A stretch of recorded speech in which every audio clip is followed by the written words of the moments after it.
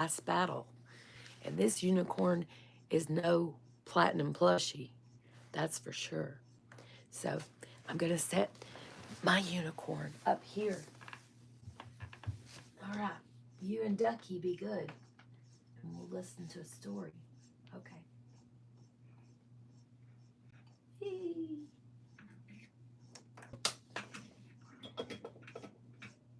Lost our cactus again. You'll be okay. So, anyway, we're going to read chapter 9, The Great Meeting of Stable Hill in Narnia book. And we've been reading Stuart Little.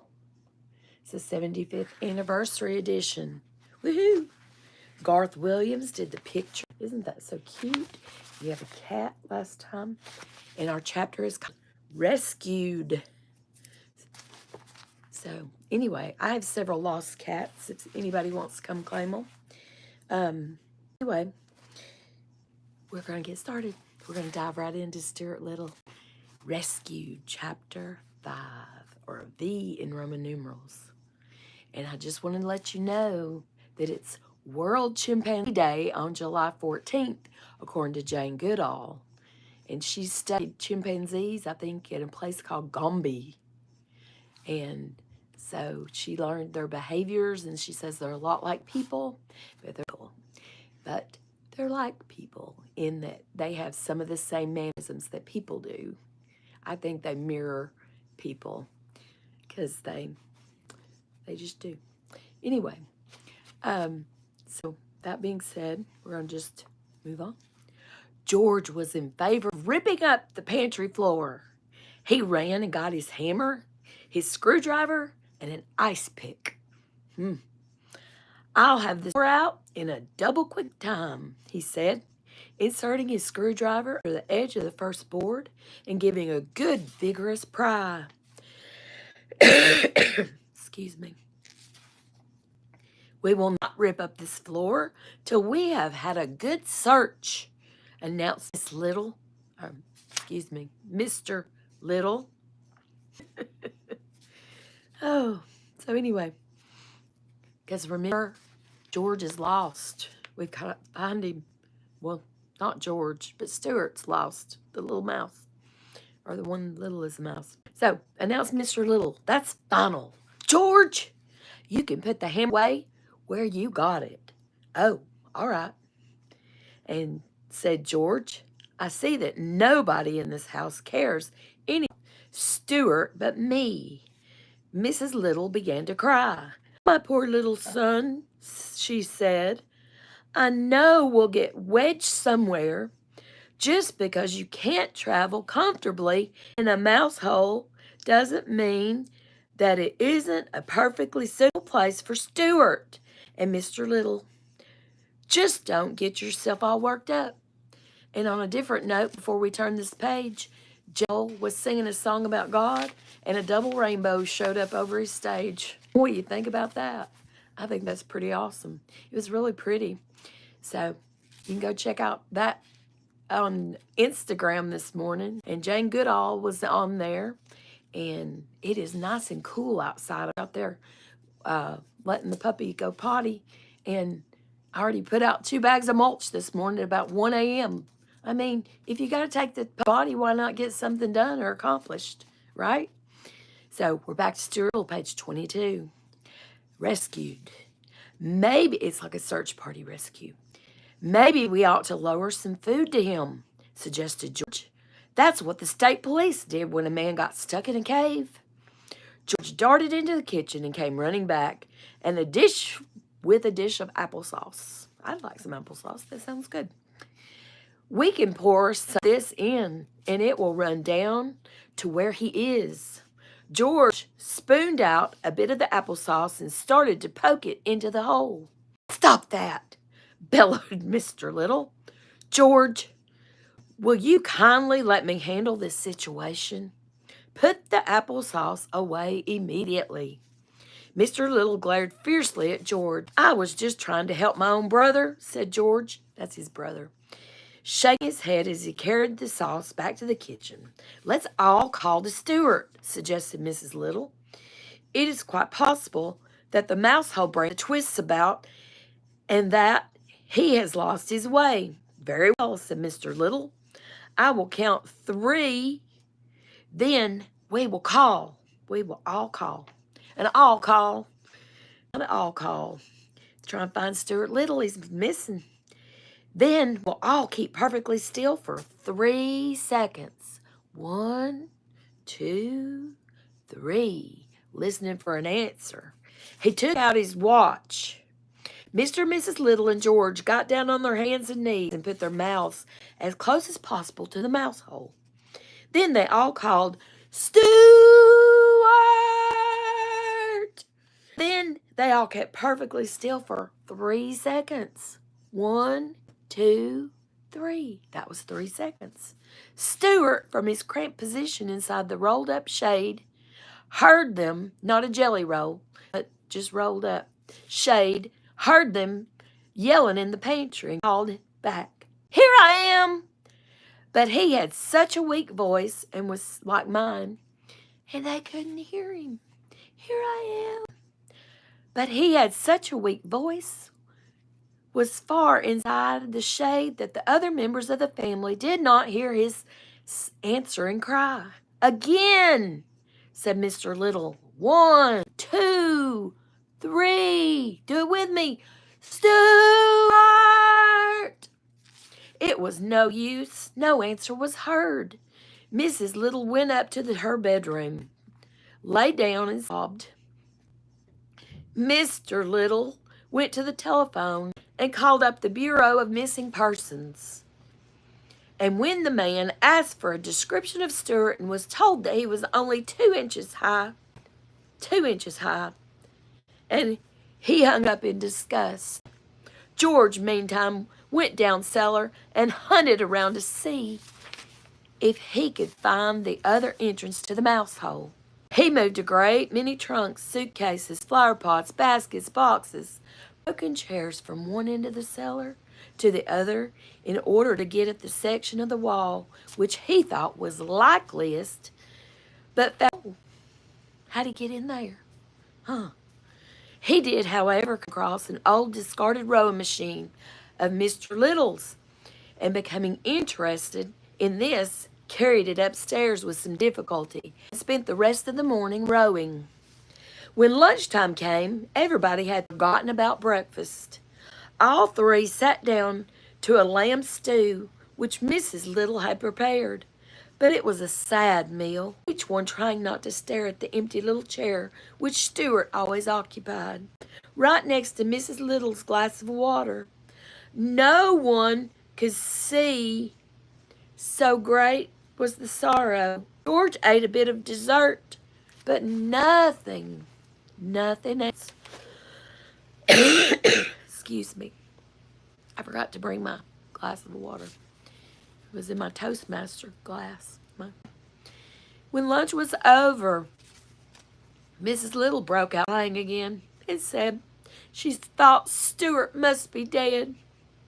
If he is dead, said George, we ought to pull down the shades through the house. And he raced to the windows and began pulling down the shades. George, shouted Mr. Little in an exasperated tone, if you don't stop acting in an idiotic fashion, I will have to punish you. We are having enough trouble today without having to cope with your foolishness. But George had already run into the living room and had begun to darken to show his respect for the dead. He pulled a cord and out dropped Stuart onto the windowsill. Well, for the love of Pete, said George, look who's here, Mom. It's about time somebody pulled down the lead, remarked Stuart. That's all I can say. He was quite weak and hungry. Mrs. Little was so overjoyed to see him that she kept right on crying. Of course, everybody wanted to know how it had happened. It was simply an accident that might happen to anybody, said Stuart. As for my hat and cane being found at the entrance to the mouse hole, you can draw your own conclusion. And chapter 6, which is a V and an I, is a fair breeze. So we'll be on 6 next time. 6. So all right.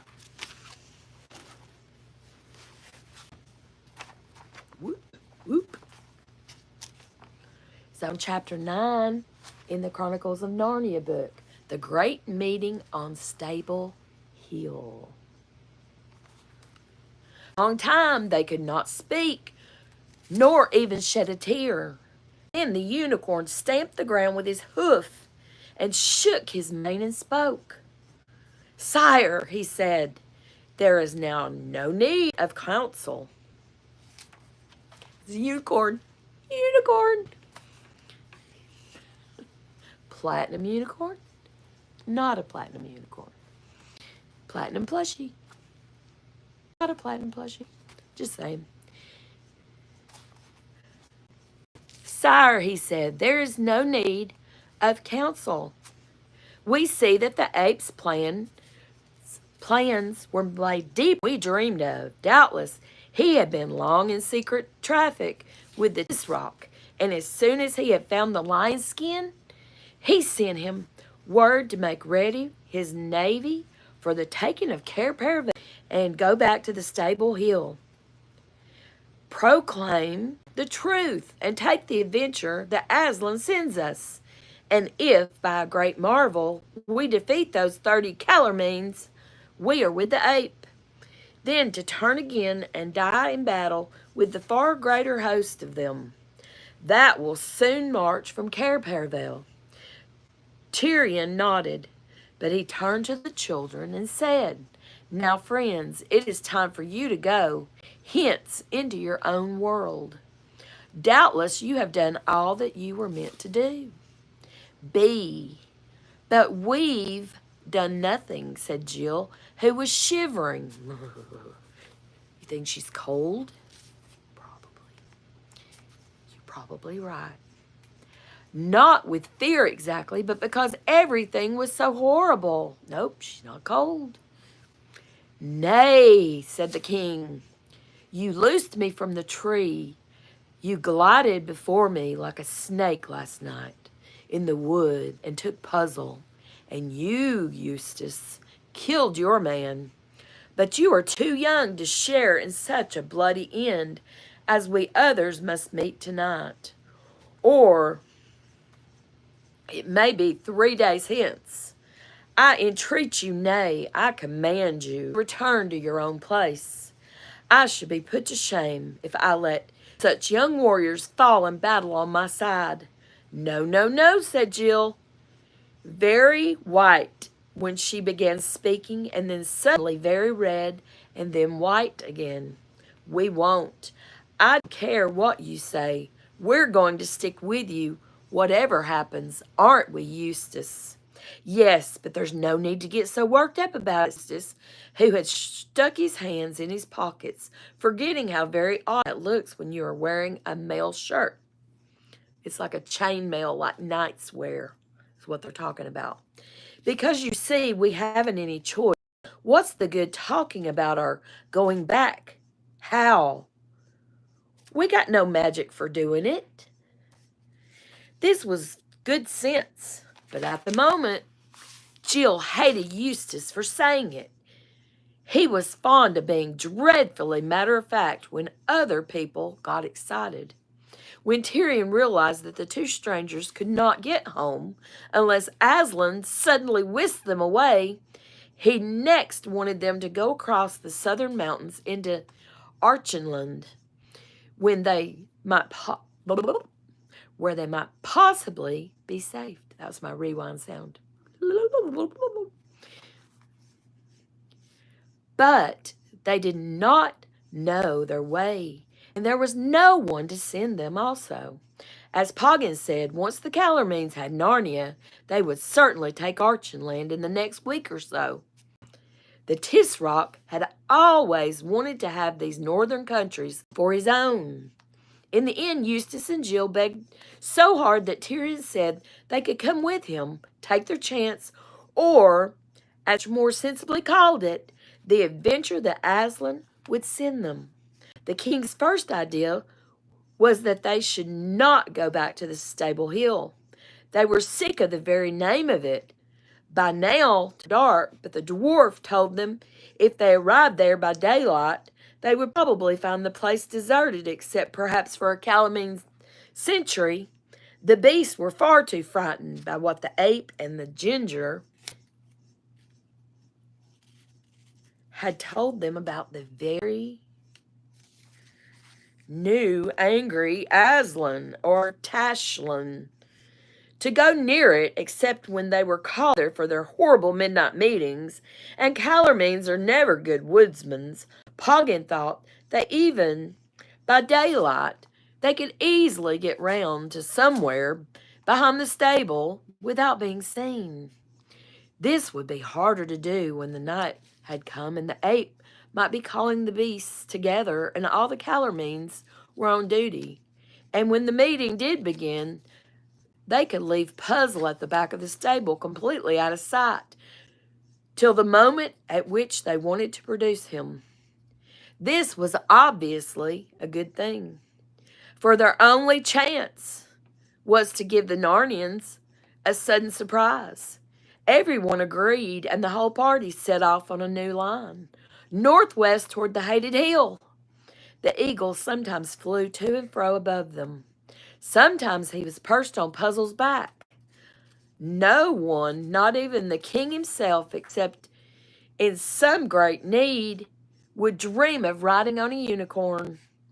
They had been feeling very brave, but they were begging to be allowed to come with the others, but now they didn't feel brave at all.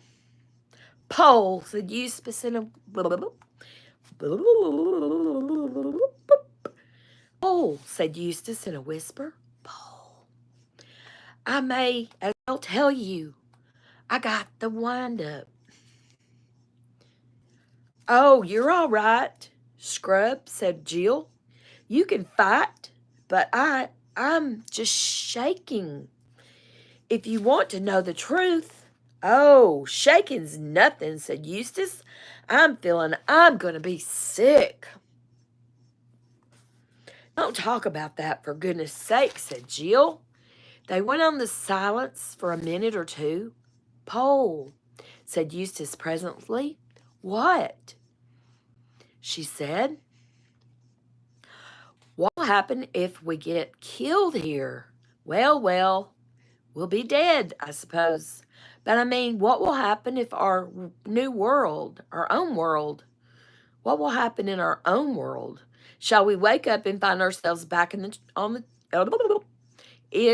train, not on it? You can't ride on top of the train, it's not allowed.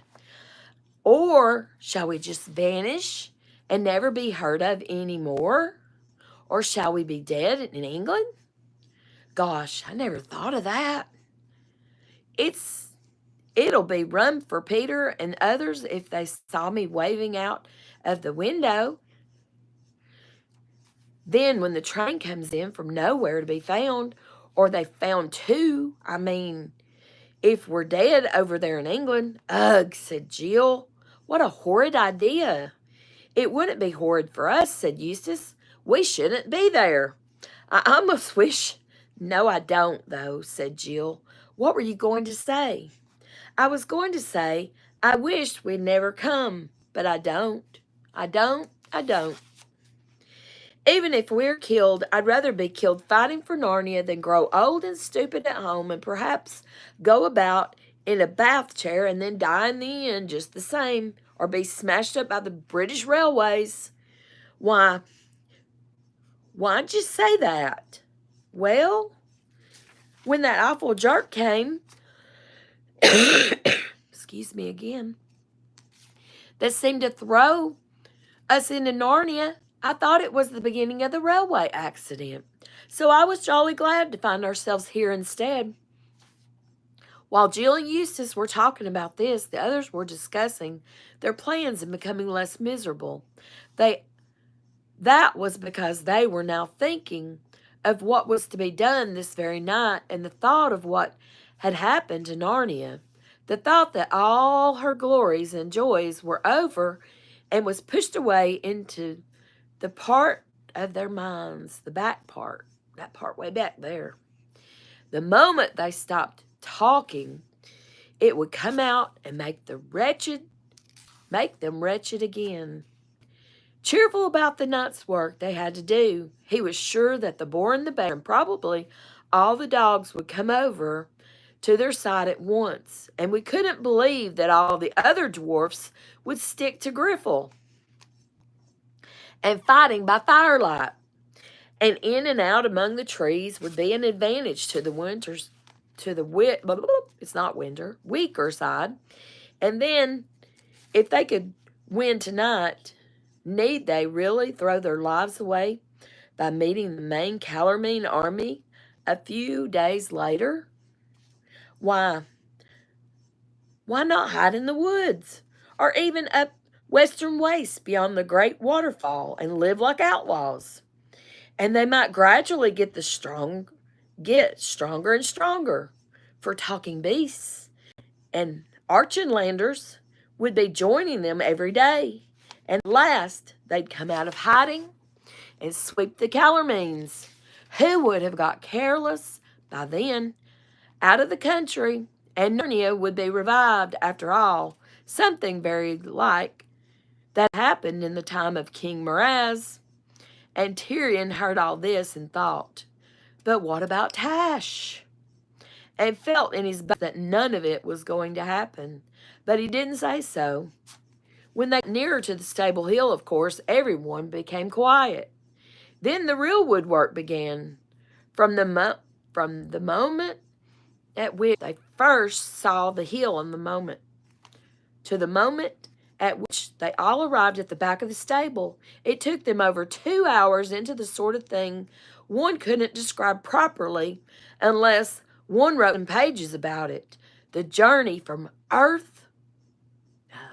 the journey from each bit of cover to the next was a separate adventure, and there were very long waits between and several false alarms. If you are a good scout or a good guide, you will know already what it must be like. But by about sunset, they were all safe in a clump of holly trees about 15 yards behind the stable.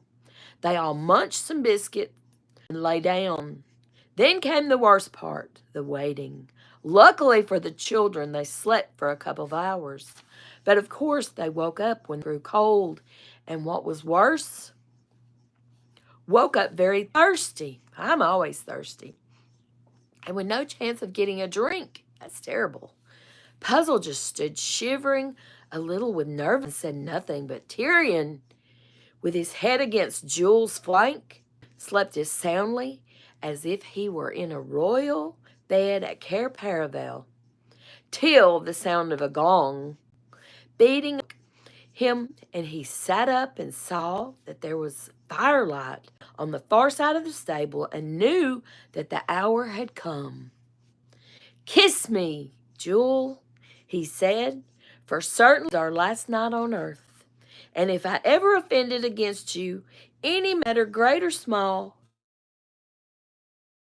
"King," said the unicorn, "I must almost wish you had, so that I might forgive it. Farewell. We have known great joys together. If Aslan gave me my choice, I would choose no other life than the life I have had, and no other death than the one we go to." Then they woke up Farsight, who was asleep. Oh, I don't think I showed you the picture. Hold on, we got a little picture. Get that little drawing, little sketch there. So that's them going from hiding behind the places. And then here's the next picture. And it says, with their head under their wing, it made him look as if he had no head at all, and crept forward to the stable. They left Puzzle, not without a kind word, for no one was angry with him now, just behind it, telling him not to move till someone came to fetch him, and took him, rewind. Okay, and took him, no, and took up their position at one end of the stable. The bonfire had been lit had not been lit for long, and was just beginning to blaze up. That's the blaze. was just beginning to blaze up. It was only a few feet away from them, and the great crowd of Narnian creatures were on the other side of it, so that Tyrion could not at first see them very well. Though, of course, he saw dozens of eyes shining with the reflection of the fire, as you've seen a rabbit's or cat's eye in the headlights of a car. And just as Tyrion took his place and the gong stopped beating, and from somewhere on their left side 3 figures appeared. One was Rishta Tarkain and Captain. The second was the ape. He was holding on to the Tarkan's hand with one paw and kept whimpering and muttering. "Not so fast. Don't go so fast. I'm not at all well. Oh, my poor head. These midnight meetings are getting too much for me. Apes aren't meant to be up at night. I'm not meant to be up at night either. I'm going to bed as soon as I finish. I promise you.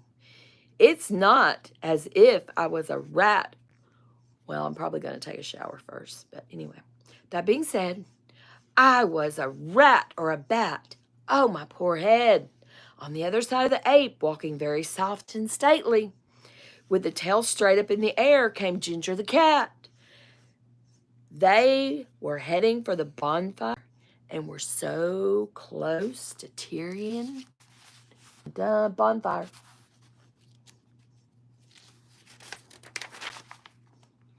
That they had seen him at once, and it had looked in the right direction. Fortunately, they did not, but Tyrion heard Rishta say to Ginger in a low voice, "Now, cat, to thy post. See thou play thy part well." "Meow, meow. Count on me," said Ginger. Then he stepped away beyond the bonfire and sat in the front row of the assembled beasts in the audience, as you might say. For really, as it happened, the whole thing was rather like a theater. The crowd of Narnians were like the people in the seats. The little grassy place just in front of the stable where the bonfire burned and the ape and the captain stood to talk was like the scenery at the back of the stage, and Tyrion and his friends were like peering round from behind the scenery. It was a splendid position. If any of them stepped forward into the full firelight, all eyes would have been fixed on him at once. On the other hand, so long as they stood still in the shadow on the end wall of the stable, it was 100 to 1 against their being noticed. Mr. Tarkan dragged the ape up close to the fire. The pair of them turned to face the crowd. And this, of course, meant that their backs were toward Tyrion and his friends. "Now, monkey," said Rishta Tarkain in a low voice, "say the words wiser heads have put into thy mouth, and hold up thy head." As he spoke, he gave the ape a little prod or kick from behind with the point of his toe. "Do leave me alone," muttered Shift. But he sat up straighter and began in a louder voice. "Now listen, all of you. A terrible thing has happened, a wicked thing, the wickedest thing that ever was done in Narnia. And Aslan, Tashlin, fool," whispered Rishta Tarkain. "Tarkain. Tashlin, I mean, of course," said the ape, "is very angry about it." There was a horrible silence while the beast waited to hear what new trouble was in store for them. The little party by the end wall of the stable also held their breath.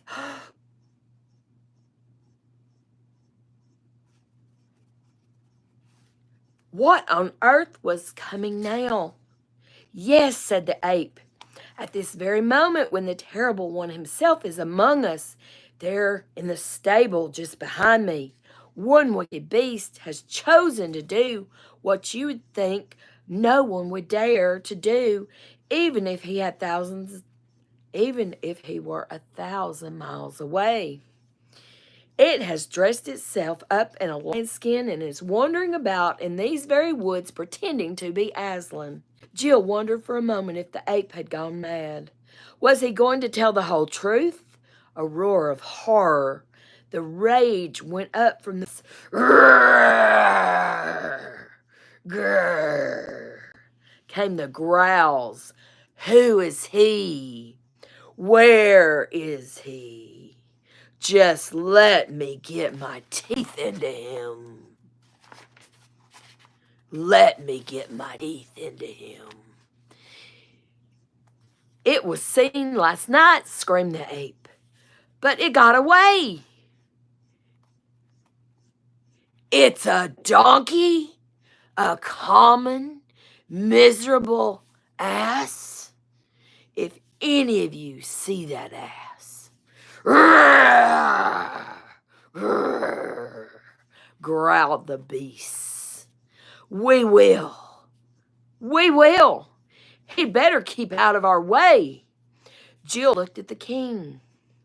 His mouth was open and his face was full of horror. And then she understood the devilish cunning of the enemy's plan. By mixing little truth with it, they had made their lie far stronger.